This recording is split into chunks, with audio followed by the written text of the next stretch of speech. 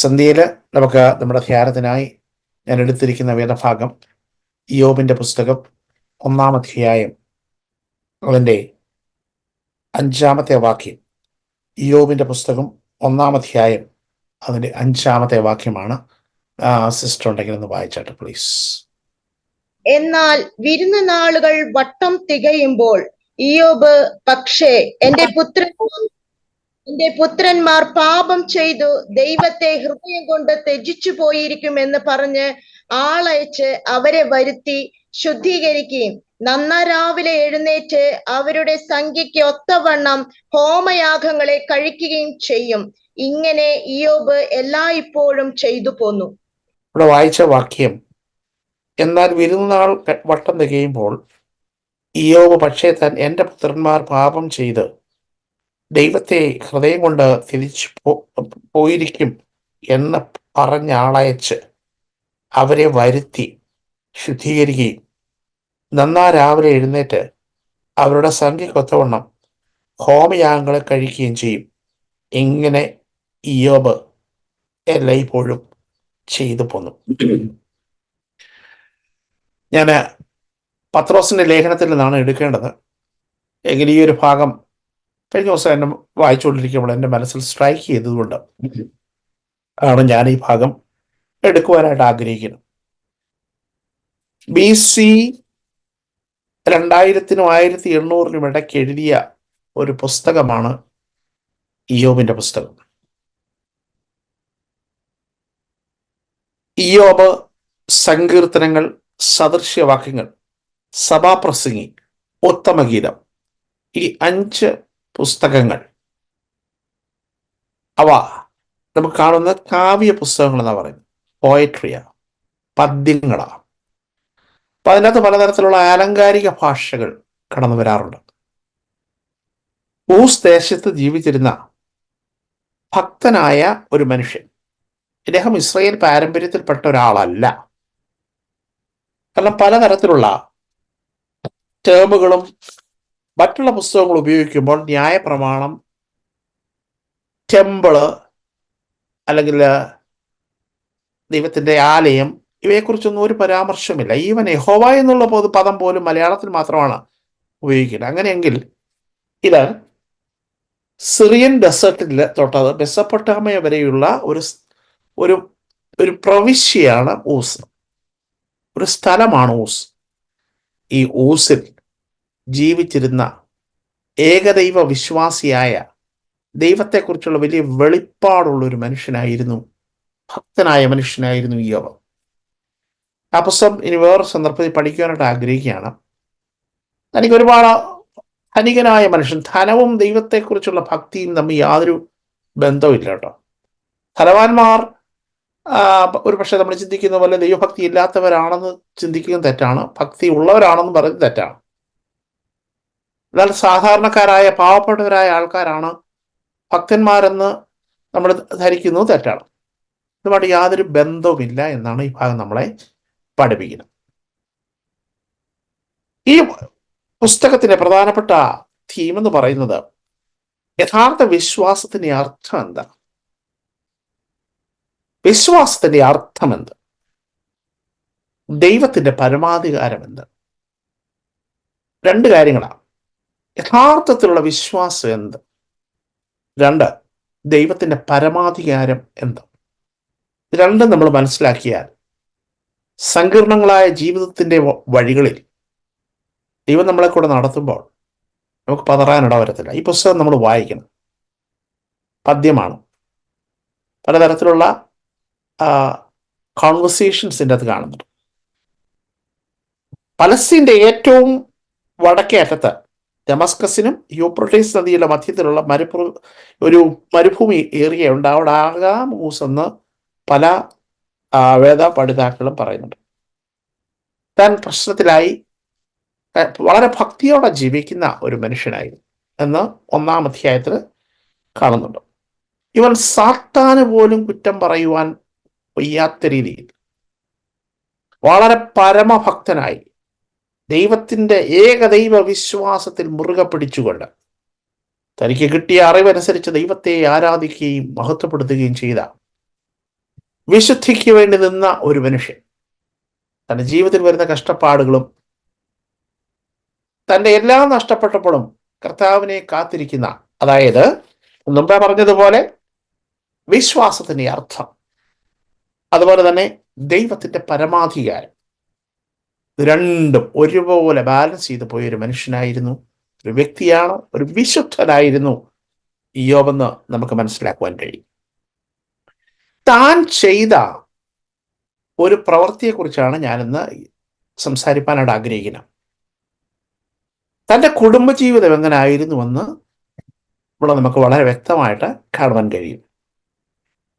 എന്നാൽ വിരുന്ന് നാളുകൾ വട്ടം തികയുമ്പോൾ ഇയ്യോബ് പക്ഷേ തൻ്റെ പുത്രന്മാർ പാപം ചെയ്ത് ദൈവത്തെ ഹൃദയം കൊണ്ട് ത്യജിച്ചു പോയിരിക്കും എന്ന് പറഞ്ഞ് ആളയച്ച് അവരെ വരുത്തി ശുദ്ധീകരിക്കുകയും നന്നാ രാവിലെ എഴുന്നേറ്റ് അവരുടെ സംഖ്യക്കൊത്തവണ്ണം ഹോമയാഗങ്ങളെ കഴിക്കുകയും, എല്ലാവരും വചനം ഒന്ന് വേദപുസ്തകത്തിലേക്ക് നോക്കണം കേട്ടോ. ഇങ്ങനെ ഇയ്യോബ് എല്ലായ്പ്പോഴും ചെയ്തു പോന്നു. ഓരോ വേർഡും നമ്മൾ ശ്രദ്ധിച്ച് വായിക്കണം. തൻ്റെ കുടുംബത്തെക്കുറിച്ചുള്ള responsibility, head of the family. പിതാക്കന്മാർ കുടുംബത്തിൻ്റെ ഹെഡാണ്, നമ്മൾ ഒരിക്കലും മറക്കരുത്. മാതാക്കളും കുടുംബത്തിൻ്റെ ഹെഡാണ്. അപ്പോൾ ഈ ഹെഡ് ഓഫ് ദ ഫാമിലിക്ക് ഒരു റെസ്പോൺസിബിലിറ്റിയാണ്. നമ്മളിന്ന് ജീവിക്കുന്ന ഈ ആധുനിക യുഗത്തിലും ഇതിൻ്റെ ചില കാര്യങ്ങൾ, ഇതിലെ സത്യങ്ങൾ നമ്മുടെ ജീവിതത്തിൽ, കുടുംബ ജീവിതത്തിൽ അപ്ലൈ ചെയ്യണം. ഇതാണ് ഇന്നത്തെ എൻ്റെ ഈ ചെറിയ സന്ദേശത്തിൻ്റെ ഉദ്ദേശം. എന്നാൽ വിരുന്ന് നാൾ വട്ടം തികയുമ്പോൾ ധനികനായ ഒരു മനുഷ്യൻ, എല്ലാം ഉണ്ട്, എല്ലാം ഉള്ളപ്പോഴും അവരുടെ ആത്മീയ കാര്യങ്ങൾ ശ്രദ്ധിക്കുന്ന ഒരു പിതാവ്. ചില നാളുകൾക്ക് മുമ്പ് ഞാൻ ഓർക്കുന്നുണ്ട്, ചിലരെല്ലാം കൂടെ പറഞ്ഞു സൺഡേ സ്കൂള് നിർത്തിവെക്കണം because of the SSLC 10th grade. ആത്മീയ കാര്യത്തിന് മുൻ നമ്മൾ ബാലൻസ്ഡ് ആയിട്ട് കൊണ്ടുപോകണം, വളരെ പ്രാധാന്യമുള്ളത്. നമുക്ക് ഇന്നത്തെ മോഡേൺ കാലഘട്ടത്തിൽ എക്സാമിനേഷൻ്റെ പ്രഷറും അതുപോലെ എൻട്രൻസ് എക്സാമിൻ്റെ പ്രഷറും ഒക്കെ കടന്നു വന്ന് പിള്ളേരെ എങ്ങനെയെങ്കിലും ഏതെങ്കിലും പ്രൊഫഷന് കയറ്റുക. ഡോക്ടറാണ് ഏറ്റവും വലിയ പ്രാധാന്യം, എഞ്ചിനീയർ ആണ് അത് കഴിഞ്ഞ്, പിന്നെ അത് കഴിഞ്ഞാണ് ബാക്കി ഓരോന്നോരോന്ന് വരുന്നത്. ഇങ്ങനെ ഒരു ലിസ്റ്റ് ഇപ്പോൾ കേരളത്തിലെ നമ്മുടെ ജനതയുടെ ഹൃദയത്തിലേക്ക് ആക്കി വെച്ചിരിക്കുകയാണ്. അതിനുവേണ്ടി പിള്ളേരെ പ്രഷർ ചെയ്യുകയാണ്. ഈവൻ ആത്മീയ സഭായോഗത്തിന് പോലും വരാൻ താല്പര്യമില്ലാത്തൊരു കാലഘട്ടത്തിൽ ഈ വചനത്തിന് ഒത്തിരി പ്രാധാന്യമുണ്ട്. അടുത്ത തലമുറയെക്കുറിച്ച് നമുക്കൊരു ഭാരമുണ്ടാകും. എല്ലാം ഉള്ളൊരു വീട്, അന്നത്തെ ലക്ഷറി സകലതും അനുഭവിക്കുന്ന ഒരു ഭവനം, all children they are well settled. ഇവിടെ പുത്രന്മാർ 7 എണ്ണമാ. അത് തന്നെ വലിയ, അന്നത്തെ കാലത്തെ ഒരു വലിയ ഒരു ഇഷ്യൂ, അല്ല ഒരു വലിയൊരു സമൃദ്ധിയുടെ ലക്ഷണമാണ്, ഒരു അനുഗ്രഹത്തിൻ്റെ ലക്ഷണമാണ്. 3 പുത്രിമാർ, അവർ വിരുന്ന് നാളുകളിൽ വീടുകളിൽ കൂടാറുണ്ട്. എന്ന് വെച്ച് കഴിഞ്ഞാൽ ഇന്നത്തെ ഭാഷയെ പറഞ്ഞാൽ പാർട്ടി ചെയ്യാറുണ്ട്. ഈ പാർട്ടി നടക്കുമ്പോൾ ഇയ്യോബ് അവിടെ പോകാറില്ല എന്നാണ് നമുക്ക് വായിക്കുവാൻ കഴിയും, മനസ്സിലാക്കുവാൻ കഴിയും, അസ്യൂം ചെയ്യുവാൻ കഴിയും. എന്നാൽ വിരുന്ന് നാളുകൾ വട്ടം തികയുമ്പോൾ അവരെല്ലാം വട്ടം തികഞ്ഞ് കിട്ടിക്കൊണ്ട് വന്നു കഴിയുമ്പോൾ 7 മക്കളുണ്ട്, ആൺമക്കളുണ്ട്. മിക്കവാറും ഒരു 7 ആഴ്ചയെങ്കിലും എടുക്കും. ഇത് എടുത്തു കഴിയുമ്പോൾ പക്ഷെ തൻ്റെ പുത്രന്മാർ പാപം ചെയ്ത് ദൈവത്തെ ഹൃദയം കൊണ്ട് ത്യജിച്ചു പോകുമെന്ന് പറഞ്ഞ് ആളയച്ച് അവരെ വരുത്തി ശുദ്ധീകരിക്കുകയും നന്നാ രാവിലെ അവരുടെ സംഖ്യക്കൊത്തവണ്ണം ഹോമയാഗങ്ങളെ കഴിക്കുകയും ചെയ്യും. A father who is concerned about their spiritual need. ഇന്ന് എന്നെ കേൾക്കുന്ന മിക്കവാറും എല്ലാവരും മാതാപിതാക്കന്മാർ തന്നെയാണ്. നിങ്ങളുടെ കുഞ്ഞുങ്ങളുടെ സ്പിരിച്വൽ നീഡിനെ കുറിച്ച് നിങ്ങൾക്ക് എത്ര താല്പര്യമുണ്ട്? എത്ര വീടുകളിൽ കുടുംബ പ്രാർത്ഥനയുണ്ട്? ഈ ഒരു ചലഞ്ചാണ് ഞാൻ ഇന്ന് മുന്നിൽ വെക്കുന്നത്. പണ്ടത്തെ കാലത്ത് പ്രഭാതത്തിൽ പ്രാർത്ഥിക്കാറുണ്ടായിരുന്നു. ഞാൻ ഓർക്കുന്നുണ്ട്, ഞാൻ വളരെ ചെറുപ്പമായിരിക്കുമ്പോൾ സന്ധ്യക്കൊക്കെ ഞങ്ങൾ ആയിരുന്ന സ്ഥലത്തൂടെയൊക്കെ ഇങ്ങനെ നടന്നു വരുമ്പോൾ 7-8 വയസ്സൊക്കെ ഉള്ളപ്പോൾ ഒരിടത്ത് പാട്ട് പാടുന്നു, ഇന്ന് പകൽ മുഴുവൻ സൂക്ഷിച്ച ദൈവമേ എന്നുള്ള പാട്ട് പാടുന്നു. ഇപ്പുറത്ത് രാമനാമം ജപിക്കുന്നു. അതിൻ്റെ ഇപ്പുറത്ത് മുസ്ലിം പ്രാർത്ഥനകൾ ഉയരുന്നു. ഇതൊക്കെയാണ് നടന്നുകൊണ്ടിരുന്നത്. ഇന്ന് ഒരു പക്ഷെ ഞാൻ ആ സ്ഥലത്തൂടെ പോയാൽ ഇതൊന്നും കേൾക്കാനില്ല. ഏത് വിശ്വാസമായിക്കോട്ടെ, പ്രാർത്ഥന മാറിയിരിക്കുന്നു കുടുംബങ്ങളിൽ. അതിന് പകരം സീരിയലും സ്പെഷ്യൽ പ്രോഗ്രാംസും ഒക്കെ കടന്നു വന്ന് പ്രാർത്ഥനാ മുറിയിൽ ഇത് ഇടം പിടിച്ചിരിക്കുന്നു. കുടുംബ പ്രാർത്ഥന വളരെ അത്യാവശ്യം. A praying family will stay together. പലപ്പോഴും ഫാമിലി ബ്രേക്കപ്പിന്റെ കാരണം എന്താ? പലപ്പോഴും കുടുംബം തകരുന്നതിന്റെ കാരണം എന്താ? കുടുംബത്തിൽ പ്രാർത്ഥന കുറയുന്നു. പ്രിയമുള്ളവരെ, വളരെ ഗൗരവമായി ചിന്തിക്കണം. ഇന്ന് ഇതിനൊരു തീരുമാനം എടുത്തിട്ട് വേണം ഈ ലൈനിൽ നിന്ന് പോകാൻ. റെക്കോർഡിങ്ങിലൂടെ കേൾക്കുന്നവർ ഇതിൻ്റെ ഒരു തീരുമാനം എടുക്കണം. തകർച്ചയുടെ കാരണമെന്ത്? ദിവസം തുടങ്ങുമ്പോൾ പ്രാർത്ഥനയോടുകൂടി തുടങ്ങുക. കഴിവതും നിങ്ങളുടെ കുഞ്ഞുങ്ങളെ വിളിച്ച് ഇരുത്തി പ്രാർത്ഥിപ്പിക്കുക. അവർക്ക് എഡ്യൂക്കേഷൻ വേണം, അവർക്ക് വേണ്ടി എഡ്യൂക്കേഷന് വേണ്ടി പ്രാർത്ഥിക്കണം, നന്നായിട്ട് പ്രാർത്ഥിക്കണം. ഒരു കുഴപ്പമൊന്നുമില്ല, അവരൊക്കെ വളർന്നു വരണം. പക്ഷെ അതിലുപരിയായി അവരാത്മീയരായി തീരുവാൻ നമ്മൾ പ്രാർത്ഥിക്കണം. ദൈവത്തിന്റെ കൃപകൾ പ്രാപിപ്പാൻ അവരെ സന്ദർഭം വരുത്തണം. പക്ഷേ എൻ്റെ പുത്രന്മാർ പാപം ചെയ്ത്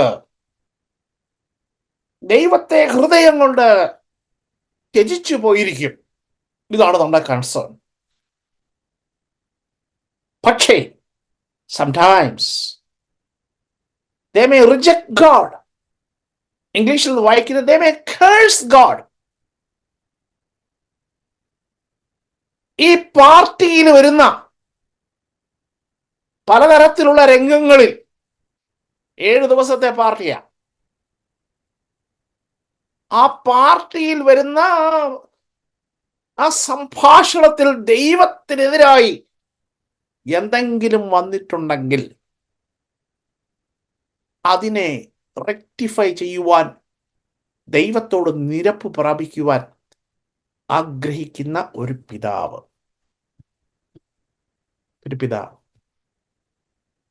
നമുക്കിങ്ങനൊരു വാഞ്ച, പ്രിയമുള്ളവരെ, പിതാക്കന്മാരെ, മാതാക്കളെ ഉണ്ടായിട്ടുണ്ടോ? ബാലൻ തന്റെ നടപ്പിനെ നിർമ്മലമാക്കുന്നത് എങ്ങനെ? നിന്റെ വചനപ്രകാരം അതിനെ സൂക്ഷിക്കുന്നതിനാൽ തന്നെ.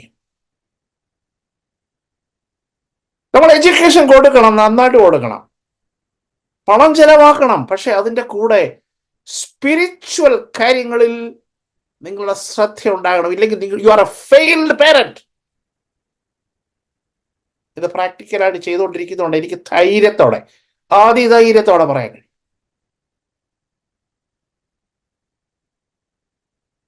വളരെ പ്രായോഗികമായിട്ട് ഞാൻ ഇന്നും ചെയ്തുകൊണ്ടിരിക്കുന്ന ഒരു വിഷയം.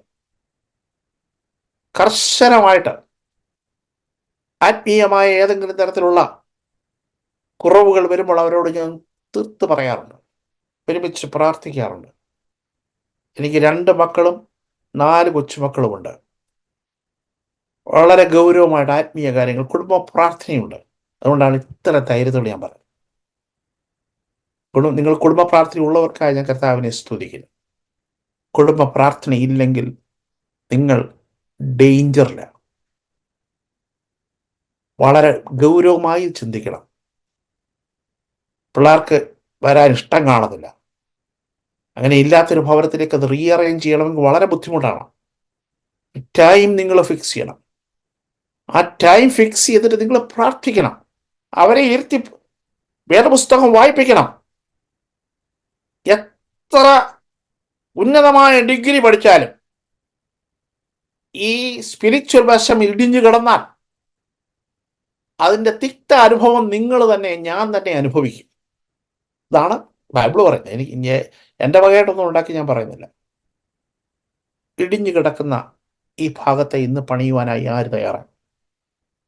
എന്താണ് ഈ കഴ്സിങ് ഗോഡ്? ആവർത്തന പുസ്തകം 8-ാം അധ്യായം 17-ാം വാക്യത്തിൽ, സിസ്റ്റർ എന്നെ ഒന്ന് വായിച്ച് സഹായിക്കണം കേട്ടോ. ആവർത്തന പുസ്തകം അതിൻ്റെ 8-ാം അധ്യായം 17-ാം വാക്യത്തിൽ ഇങ്ങനെ കാണുന്നതെന്ന് വായിച്ചാണ് സിസ്റ്റർ. എന്റെ ശക്തിയും എന്റെ കൈയുടെ ബലവും ഈ സമ്പത്തുണ്ടാക്കിയെന്ന് നിന്റെ ഹൃദയത്തിൽ പറയാതിരിപ്പാനും സൂക്ഷിച്ചു കൊള്ളണം. അപ്പം ഇവിടെ അതിന് മുമ്പിൽ നമ്മൾ വായിക്കുമ്പോൾ അങ്ങനെയുള്ളവ ശപിക്കപ്പെട്ടവനെന്ന.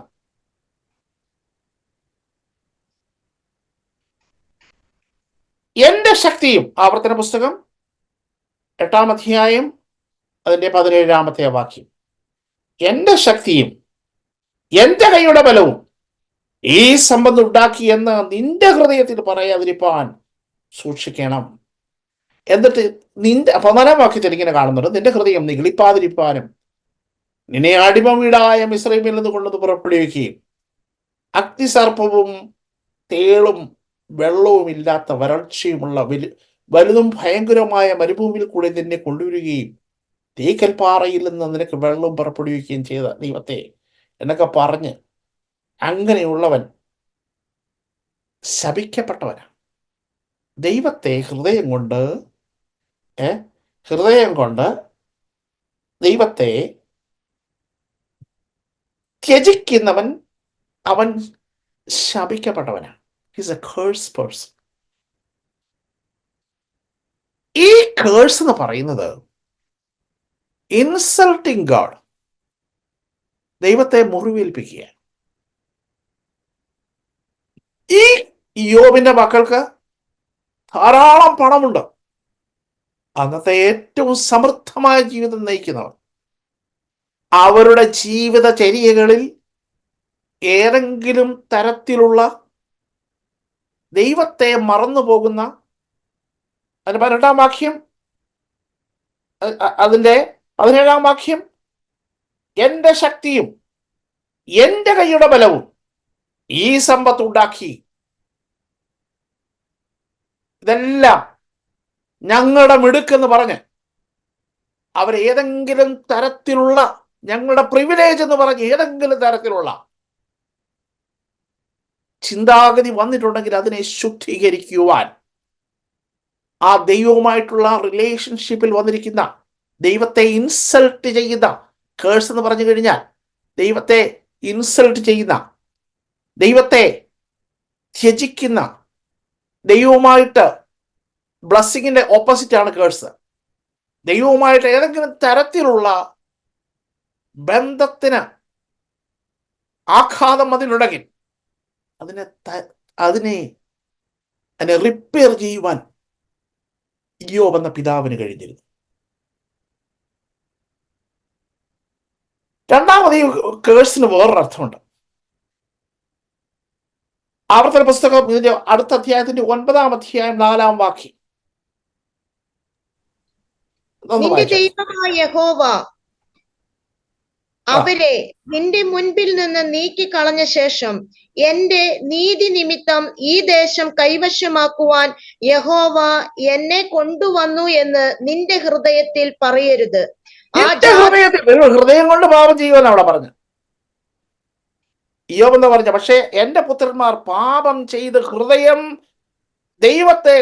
കൊണ്ട് ത്യജിച്ചു പോയിരിക്കും. നിങ്ങൾക്കറിയാമല്ലോ ഈ വാക്യത്തിന്റെ അർത്ഥം. 9:4. ആവർത്തനം 9:4. നിന്റെ ദൈവമായ യഹോവ അവരെ നിന്റെ മുമ്പിൽ നിന്ന് നീക്കിക്കളഞ്ഞ ശേഷം എന്റെ നീതി നിമിത്തം, എന്റെ സെൽഫിഷ് മോട്ടീവ്സ് വന്നിട്ടുണ്ടെങ്കിൽ, പലപ്പോഴും വിശ്വാസികളായ നമുക്കും ഇങ്ങനെയൊക്കെ വരാറുണ്ട്. എൻ്റെ പ്രാർത്ഥന, നമ്മുടെ പ്രാർത്ഥനയ്ക്ക് എന്തോ ഇത്ര വലിയ പ്രാധാന്യം എന്നൊക്കെ പറഞ്ഞത് ഈ മിസ്ജഡ്ജിങ് ഗോഡ്സ് മോട്ടീവ്. ദൈവത്തിന്റെ വലിയ കാരണം കൊണ്ടാണ് ഇവരെ ശത്രുക്കളെ നീക്കിയത്. നിന്റെ ദൈവമായ യഹോവ അവരെ നിന്റെ മുമ്പിൽ നിന്ന് നീക്കി, ശത്രുക്കളെ, ഫലസ്തീനിലുള്ള ശത്രുക്കളെ നീക്കിക്കളഞ്ഞു. എന്റെ നീതി നിമിത്തം ഈ ദേശം കൈവശമാക്കുവാൻ യഹോവ എന്നെ കൊണ്ടുവന്നിരിക്കുന്നത്. കാരണം ഞാൻ എന്തൊക്കെയോ ചെയ്തു. എൻ്റെ ഭക്തി, എൻ്റെ ആരാധന ഞാൻ ദൈവത്തിന് വേണ്ടി കൊടുത്തത്, ഇതിനൊക്കെ പിടിച്ചുകൊണ്ട് പറയുക. തലമുറകൾ മാത്രമല്ല, ഇത് പലപ്പോഴും അഡൽസായ നാമം ചെയ്തുകൊണ്ടിരിക്കുക. നമ്മുടെ സ്വയനീതി ഇതും മാറ്റെങ്കിൽ, അല്ലെങ്കിൽ വി ആർ മിസ്ജഡ്ജിങ് ഗോഡ്സ് മോട്ടീവ്സ്. ദൈവത്തിന്റെ വലിയ കരുണ കൊണ്ടാണ് ഇത് ചെയ്തത്. താങ്ക് യു ലോർഡ്, നീ എനിക്ക് വേണ്ടി ചെയ്ത നന്മകൾക്കായി സ്തോത്രം എന്ന് പറഞ്ഞുകൊണ്ട് ദൈവത്തെ മഹത്വപ്പെടുത്തേണ്ടതിന് പകരം എൻ്റെ നീതി, എൻ്റെ പ്രാർത്ഥന, എൻ്റെ ആത്മീയ ശുഷ്കാന്തി, എന്താ പ്രിയമുള്ളവരെ, അതിനൊന്നും പറയാനൊന്നുമില്ല. കൃപ കൃപ എന്നുള്ളതല്ലാതെ നമുക്ക് വേറൊന്നും പറയാനില്ല. കർത്താവ്, നിന്റെ നീതിയാ, എൻ്റെ നീതിയല്ല. നിന്റെ വിശ്വസ്തതയാ, എൻ്റെ വിശ്വസ്തതയല്ല. എൻ്റെ ആത്മീയമായ തീഷ്ണതയല്ല, നിന്റെ ദയാണ് എന്ന് പറയുവാൻ്റെ കൂടെ നമ്മൾ തയ്യാറാകേണ്ടത് ആവശ്യം. നമ്മൾ ഏതെങ്കിലും തരത്തിൽ നമ്മുടെ സെൽഫിൽ, നമ്മുടെ കഴിവിൽ, നമ്മുടെ ആത്മീയമായ അത് ആത്മീയമോ ഭൗതികമോ മാനുഷികമോ എന്തെങ്കിലും ആയിക്കോട്ടെ, നമ്മുടെ കഴിവിൽ നമ്മൾ പ്രശംസിച്ചുകൊണ്ട് ദൈവത്തിൻ്റെ പ്രവൃത്തിയെ നമ്മൾ ഓവർ റൈഡ് ചെയ്യുകയാണെങ്കിൽ, അതിനെ ചെറുതാക്കി കളഞ്ഞാൽ, ദാറ്റ് ഈസ് ഇൻസൾട്ടിങ് ഗോഡ്. ആരെങ്കിലും രണ്ടുപേര് രക്ഷിക്കപ്പെട്ടാൽ, ഇക്കാലത്ത് അതൊന്നും നടക്കാറില്ല, അത് വേറെ വിഷയം, അതിലേക്ക് വരണം പ്രിയമുള്ളവർ. നമ്മുടെ സഭകളിലൊക്കെ ആത്മാക്കൾ പുതുതായിട്ട് വരണം, സുവിശേഷം പറയണം, നമ്മുടെ സുവിശേഷം വാരി വിതറണം. ഒരിടത്തും ഇപ്പം നടക്കുന്നില്ല. കാരണം ഇവിടെ മാത്രം, നിങ്ങളുടെ കാര്യം, കേരളത്തിലെ കാര്യമോ തമിഴ്നാട്ടിലെ കാര്യമോ ഇന്ത്യയിലെ കാര്യമല്ല, ഇവിടെ ഒന്നും നടക്കുന്നില്ല. ഞങ്ങളിവിടെയൊക്കെ ആണെങ്കിൽ ആൾക്കാർ ഇമിഗ്രേഷൻ ചെയ്ത് വരുന്നത് കൊണ്ട് ഓരോ സഭകൾ നിർത്തി, അതൊന്നൊരു വിഷയമല്ല. ഇപ്പം നശിച്ചു പോകുന്ന എത്രയോ ആളുകളുണ്ട്. അവരോടൊന്നും സുവിശേഷം പറയാൻ താല്പര്യമില്ല. ഞാനീ താമസിക്കുന്ന ഈ സ്ഥലങ്ങളിലും ഗുജറാത്തികളുടെ വൻ കോളനിയാണ്. ഇവിടുത്തെ രാഷ്ട്രീയത്തെ പോലും വോട്ട് ചെയ്ത് തോപ്പിക്കത്തക്ക രീതിയിലുള്ള ഇത്ര പോപ്പുലേഷന് ആരും.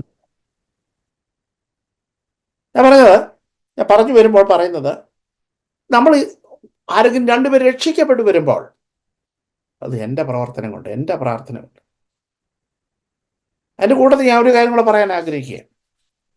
നമ്മുടെ സഭകളിൽ ഈ കുഞ്ഞുങ്ങളൊക്കെ സ്നാനപ്പെടണം, അത് മാത്രമാകരുത്. നമ്മുടെ സഭകളിൽ എത്ര നാളായി വെളിയിൽ നിന്നും രക്ഷിക്കപ്പെട്ട സ്നാനപ്പെട്ട ആളുകൾ വന്നിട്ട്? അത് വരാത്തിടത്തോളം കാലം നമ്മൾ അതിനെപ്പറ്റി ചിന്തിക്കണം. ഞാനത് പറയുവാനല്ല ഞാൻ വരുന്നത്. Misjudging God's motive. ഈ പുത്രന്മാർ ഒരു പക്ഷെങ്കിൽ, ഈ കേഴ്സ് എന്നുള്ള വാദത്തിന്റെ അർത്ഥമാണ് ഞാൻ പറഞ്ഞുകൊണ്ടിരിക്കുന്നത്. ഹൃദയം കൊണ്ട് ശപിക്കാമെന്ന് അവിടെ പറഞ്ഞേക്കുന്ന, ഇംഗ്ലീഷിൽ വായിക്കുമ്പോൾ ശപിക്കുക. ഹൃദയം കൊണ്ട്, മലയാളത്തിൽ ഇത് പറയുമ്പോൾ ഛിജിച്ചു പോയിരിക്കാം, അല്ലെങ്കിൽ അത് ഇംഗ്ലീഷിൽ കേഴ്സ് എന്നുള്ള പദം തന്നെയാണ് കൊടുത്തേക്കുന്നത്. അപ്പൊ ഒന്നാമത് ഞാൻ പറഞ്ഞ കേഴ്സിന്റെ അർത്ഥം taking credit what God has done. ദൈവം ചെയ്ത ഉപകാരത്തിന് പകരം നമ്മൾ ക്രെഡിറ്റ് എടുക്കുക. എൻ്റെ മുമ്പിൽ സമയം പോകുന്നു. 2, ടേക്കിംഗ് മിസ് ജഡ്ജിങ്. മൂന്നാമത്തെ ഒരു പദം കൂടെ പറഞ്ഞുകൊണ്ട് ഞാൻ എൻ്റെ വാക്കുകളെ മുന്നോട്ട് കൊണ്ടുപോകാനായിട്ട് ആഗ്രഹിക്കുകയാണ്.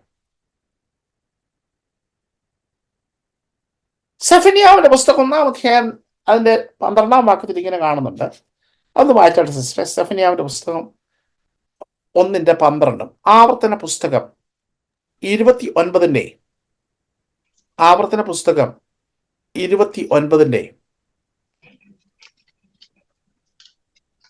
വേറൊരാൾക്ക് ആവർത്തന പുസ്തകം 29-ന്റെ 19-ാം വാക്യം.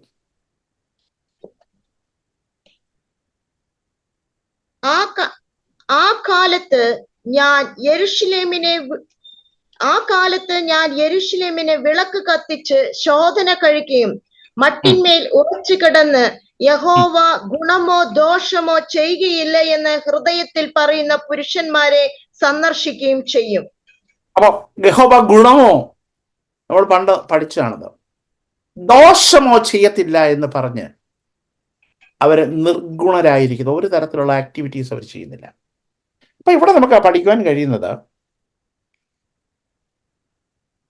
God will not act curse. ഇത് ദൈവത്തെ ഇൻസൾട്ട് ചെയ്തുകൊണ്ടിരിക്കുക. എഴുതി വച്ചിരിക്കുന്ന കാര്യങ്ങൾ ഒന്ന് വായിച്ചിട്ട് വിടുവാനായിട്ട് ആഗ്രഹിക്കുക.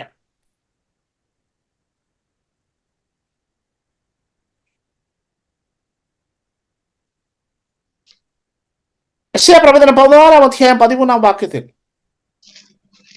ambition against God, ഞാൻ പർവ്വതങ്ങളിൽ കയറും, അത്യുന്നതന്റെ സിംഹാസനത്തിൽ കയറും, അതിന് മുകളിൽ ഞാൻ കയറും എന്ന് പറഞ്ഞുകൊണ്ട് ലൂസിഫർ, ഇതിനെയും കേഴ്സ് എന്നാണ് നമുക്ക് വിളിക്കുവാൻ കഴിയുന്നത്. 14-ാം സങ്കീർത്തനം 1-ാം വാക്യത്തിൽ നമ്മൾ കാണുന്നുണ്ട്, ദൈവമില്ല എന്ന് മൂഢൻ തൻ്റെ ഹൃദയത്തിൽ പറയുന്നു. ഇതൊരു കേഴ്സാണ്. അപ്പൊ ഞാൻ 3-4 കാര്യങ്ങൾ ഇവിടെ പറഞ്ഞു കഴിഞ്ഞു. യെശയ്യാപ്രവചനം 47:10, അത് സിസ്റ്റർ ആ വാക്യം കൊണ്ടൊന്ന് വായിച്ചേരാം. യെശയ്യാപ്രവചനം 47:10. ആരും എന്നെ കാണുന്നില്ല എന്ന് പറഞ്ഞുവല്ലോ, നിന്റെ ജ്ഞാനവും നിന്റെ വിദ്യയും നിന്നെ തെറ്റിച്ചു കളഞ്ഞു. ഞാൻ മാത്രം, എനിക്ക് തുല്യമായി മറ്റാരും ഇല്ല എന്ന് നീ നിന്റെ ഹൃദയത്തിൽ പറഞ്ഞു. ഞാൻ മാത്രം, എനിക്ക് തുല്യമായി, എന്നോട് പറഞ്ഞേ, ഞാൻ മാത്രം, എനിക്ക് തുല്യമായി മറ്റാരും ഇല്ല എന്ന് നീ നിന്റെ ഹൃദയത്തിൽ പറഞ്ഞു. സെൽഫിഷ്. 47:10. Arrogancy against God. ഇതൊക്കെയാണ് ഇയ്യോബ് ഇവിടെ പ്രതീക്ഷിക്കുന്നത്.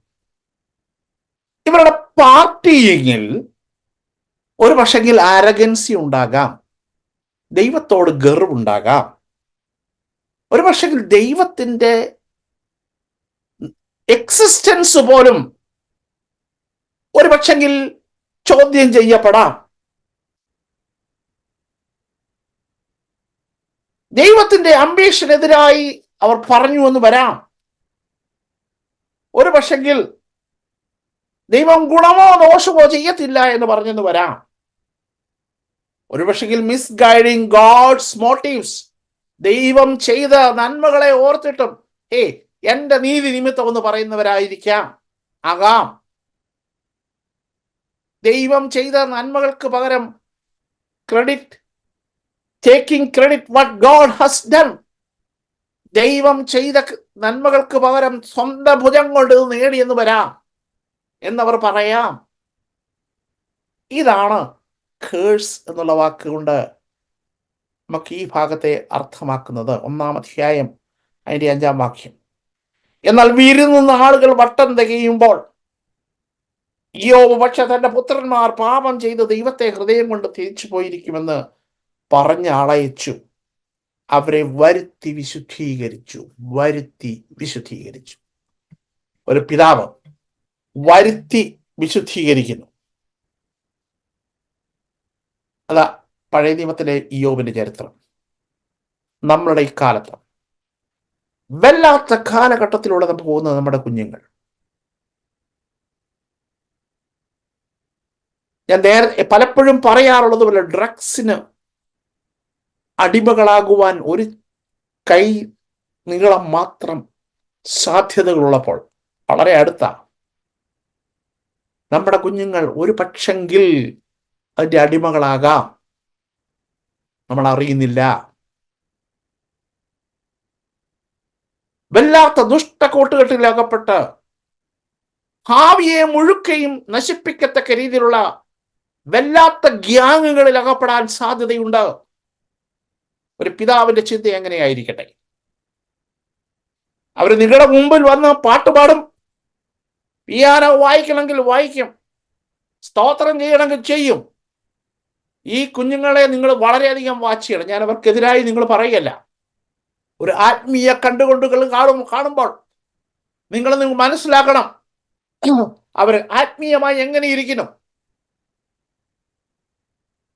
പഠനം നല്ലതാ, പക്ഷെ പഠിച്ചിട്ട് അവരാ പഠനത്തിന്റെ ഫലമായിട്ടുള്ള അതിൻ്റെ ആ റിസൾട്ടിലേക്ക് പോകുവാൻ കഴിയാതെ പോയാൽ എന്താ പ്രയോജനം? പ്രിയമുള്ളവരെ, നമ്മുടെ കുഞ്ഞുങ്ങളെ നമ്മൾ വാച്ച് ചെയ്യണം. ഇവിടെ അത് ആൺ പെണ്ണെന്ന് വ്യത്യാസമില്ല. നമ്മുടെ കുഞ്ഞുങ്ങൾ നമ്മൾ വാച്ച് ചെയ്യുകയും അവർക്ക് വേണ്ടി പ്രാർത്ഥിക്കുകയും നാം ചെയ്യേണ്ടത് ആവശ്യമാണ്. ഞാനിത് പറയുവാൻ ആഗ്രഹിക്കുന്ന വചനം ഇതാണ്. വാക്കുകൾ റിമൈൻഡ് ചെയ്യുവാൻ ആഗ്രഹിക്കുന്ന ഭാഗം ഇതാണ്. കുടുംബ പ്രാർത്ഥനയിലേക്ക് നമ്മൾ കടന്നു വരണം. സഭയിലെ മീറ്റിങ്ങുകൾ നിങ്ങൾ കൊണ്ടുപോകണം. ആരാധന മുടക്കി നിങ്ങൾ പഠിപ്പിക്കുവാൻ അനുവദിക്കരുത്. അവരതുകൊണ്ട് ഒരു കാര്യവും നേടാൻ പോകുന്നില്ല. ഒരു അനുഭവസ്ഥൻ എന്നുള്ള നിലയിൽ ഞാൻ നിങ്ങളോട് പറയുവാൻ ആഗ്രഹിക്കുന്നു, അവരെ നിങ്ങൾ കൂട്ടിക്കൊണ്ടുപോകണം. ആത്മീയമായ വളർച്ച അവർ പ്രാപിക്കുമ്പോൾ ദൈവം അവരെ അനുഗ്രഹിക്കും. ഇവിടെ ഈ പിതാവ് ചെയ്യുന്നത് എന്ത്? ഞാൻ എൻ്റെ വാക്കുകളെ ചുരുക്കുവാനായിട്ട് ആഗ്രഹിക്കുക. രാവിലെ എഴുന്നേറ്റ് അവരുടെ സംഖ്യക്കൊത്തവണ്ണം ഹോമയാഗങ്ങളെ കഴിക്കുകയും അങ്ങനെ ഇയ്യോബ് എല്ലായ്പ്പോഴും ചെയ്തു പോന്നു. ഇയ്യോബ് എല്ലായ്പ്പോഴും ചെയ്തു പോന്നു. പ്രിയമുള്ളവരെ, എല്ലായ്പ്പോഴും ചെയ്തു പോന്നു. കുഞ്ഞുങ്ങളെ വളർത്തേണ്ട രീതിയിൽ വളർത്തുക. എനിക്കറിയാം, ഒരു വലിയ ഉണർവ് മീറ്റിംഗ് ഒന്നുമല്ല ഞാൻ ഇന്ന് കണ്ടക്ട് ചെയ്തുകൊണ്ടിരിക്കുന്നത്, മെസ്സേജ് ഒന്നുമല്ല തന്നുകൊണ്ടിരിക്കുന്ന. തുടക്കം മീറ്റിങ്ങുകൾക്ക് പിള്ളേരെ പിടിച്ചിരുത്തണം, അവരെ കൊണ്ടുവരണം, അവർ പഠിക്കണം. ഇല്ലെങ്കിൽ കുറെ കഴിയുമ്പോൾ നിങ്ങൾ ഇന്ന് ചെയ്യേണ്ട ആക്ഷൻ ചെയ്തില്ല എങ്കിൽ കുറെ കഴിയുമ്പോൾ അതിൻ്റെ അനന്തരഫലം അനുഭവിച്ചിട്ടുണ്ട്. അത് വരാതിരിക്കാനാണ് ഞാൻ പറഞ്ഞുകൊണ്ടിരിക്കുന്നത്. ഒരു മാതൃകാ പിതാവ്, ഒരു മാതൃകാ മാതാവ് ഹന്ന പറയുന്നത് കേട്ടിട്ടില്ലേ? ഈ കുഞ്ഞിനായി ഞാൻ പ്രാർത്ഥിച്ചു, ഈ കുഞ്ഞിനെ കൊണ്ട് ഞാൻ ഏലിയുടെ അടുത്തേക്ക് അങ്ങയുടെ അടുത്തേക്ക് വന്നിരിക്കുക. ഈ കുഞ്ഞിനായി ഞാൻ പ്രാർത്ഥിച്ചു.